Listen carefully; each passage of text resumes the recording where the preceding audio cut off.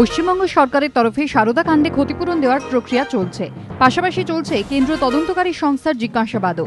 এরই মধ্যে লগ্নি সংস্থা নিয়ন্ত্রণে কেন্দ্রের বিরুদ্ধে ব্যর্থতার অভিযোগ তুলে সুপ্রিম কোর্টের দ্বারস্থ শহরের একটি স্বেচ্ছাসেবী সংস্থা।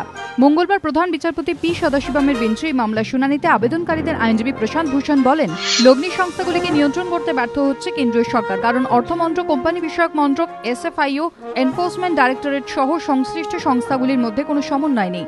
তিনি বলেন, এর ফলে সরকারি নিয়ন্ত্রণ এড়িয়ে বিভিন্ন কৌশলে মানুষকে প্রতারণা করছে লগ্নি সংস্থাগুলি। এই প্রশ্নে কেন্দ্রের নতুন একটি পন্থা বের করা উচিত বলে সওয়াল করেন প্রশান্ত ভূষণ। এই বক্তব্য শুধুমাত্র সারদা কাণ্ডের ক্ষেত্রে প্রযোজ্য কিনা তা আবেদনকারীর আইনজীবীর কাছে জানতে চায় আদালত। প্রশান্ত ভূষণ জানান, তার বক্তব্য সারদা সহ সব লগ্নি সংস্থার ক্ষেত্রে প্রযোজ্য।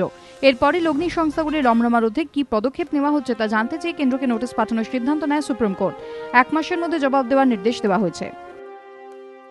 যেভাবে আজকে পশ্চিমবঙ্গে এই তদন্ত চালিত হচ্ছে, ওখানে একটা সিট করে ছেলে খেলা করছে একটা বিধাননগর কমিশনারেট, যাদের একটা ছোট্ট জায়গায় এখতিয়ার এবং যাদের কোনো এক্সপার্টাইজ নেই, তাদের দিয়ে এই 8 মাস ধরে তদন্ত চলছে।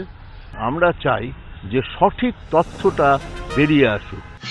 আর্থিক প্রতারণা রুখতে সংশ্লিষ্ট সব কেন্দ্রীয় সংস্থাকে নিয়ে একটি বিশেষজ্ঞ কমিটি গড়ার জন্য আদালতের কাছে আর্জি জানিয়েছে স্বেচ্ছাসেবী সংস্থাটি।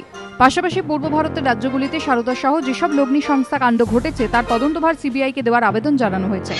আদালত থেকে বেরিয়ে আবেদনকারীর আইনজীবী প্রশান্ত ভূষণ বলেন, লগ্নি সংস্থাগুলির রমরমা রুখতে কারো রাজনৈতিক সদিচ্ছা নেই। সুদীপ্ত সেনের চিঠিতেই তা প্রমাণিত, কারণ তার চিঠিতে রাজ্য ও কেন্দ্রের একাধিক নেতা মন্ত্রীর নাম উঠে এসেছে। সুপ্রিম কোর্টে সারদা কাণ্ড নিয়ে একটি পৃথক জনস্বার্থ মামলার শুনানিতেও সিবিআই তদন্তের দাবি ওঠে, যার প্রেক্ষিতে আদালতকে সিবিআই জানায় রাজ্য সরকারের তরফে পরিকাঠামোগত সহযোগিতা মিললে তারা তদন্তে রাজি। এ ব্যাপারে রাজ্য সরকারের বক্তব্য জানতে চেয়েছে সর্বোচ্চ আদালত। বিজেন্দ্র সিংহের রিপোর্ট, এবিপি আনন্দ, নয়াদিল্লি।